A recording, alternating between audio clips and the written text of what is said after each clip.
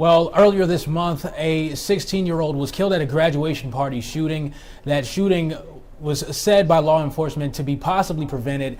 Now, the family of that victim, 16-year-old Julian Keel, who unfortunately died from stray gunfire just days before his 17th birthday, is asking for next courses of action. Joining us now is civil rights attorney Bakari Sellers, who is representing the family.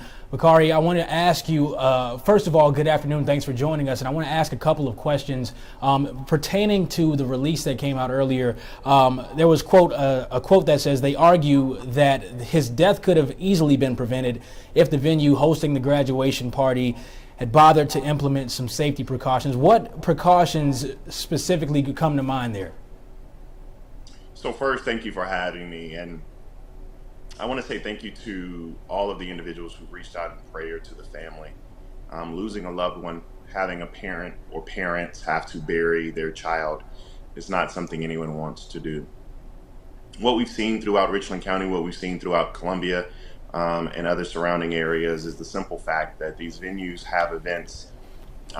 They have events where they simply want to cash a check and they don't care about the safety of their patrons. And in this particular occurrence, the parking lot, the venues, etc., there wasn't enough security present, either inside and outside in the parking lot area. There wasn't mechanisms by which traffic could get through properly from one entrance to an exit. And all in all, what we saw was a complete disregard for what should be normal and practical safety precautions and procedures. Also, that they could, reap the benefits of having these young black kids in their venue, and you had an innocent young black male who was killed. And so what we want to do is say thank you to Chief Holbrook, thank you to Sheriff Lott. We're working hand in hand with them. And we're also going to make sure that these venues know that you can no longer just simply cash these checks at the expense of young lives in Richland County. Now, you mentioned Chief Holbrook and Sheriff Lott. Obviously, they told us, Chief Holbrook specifically told us that the venue and the family had been cooperating in the investigation there. Speaking on that, have you guys found out anything on the attorney's side of things about, any law enforcement history being called to this business? To my knowledge, this business has only been open since 2022. Correct. And so what we're working on is looking at the last 5 to 10 years, and not just this business, but this business is usually one that comes in and rents that space. So we won't just be looking at this business, but we will be looking at other businesses that were there as well, that ownership of that development, the owner of that parking lot. And so we're going to do everything we can to get justice for this family. There is a responsibility that is owed from developers and from individuals who own these parking lots and spaces to adequately secure and adequately control the premises that they have. And in this case, that was not met. Now, you mentioned speaking with the chief and, getting justice for the family. Any conversation there pertaining to law enforcement being called there? If so, was it for anything routine like a fire alarm, or was it something more serious that you know of at this point? We are looking into that as we speak. We sent out those requests this week to the venue, to the city, to Richland County to determine how many calls they've had to this particular area. And it's not just this particular venue, but it's that whole swath of land. It's that whole parking lot area where this shooting occurred.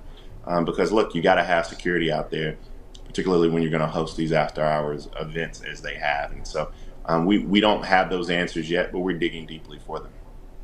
So obviously, with that being the case, the information that we've gotten this far, no estimate this far on how many people were at that party. But one of the questions that comes to mind is, have we had any confirmation on how many law enforcement calls were received, 911 calls more specifically, or is that something that's also tied up in preliminary findings that you guys are looking for?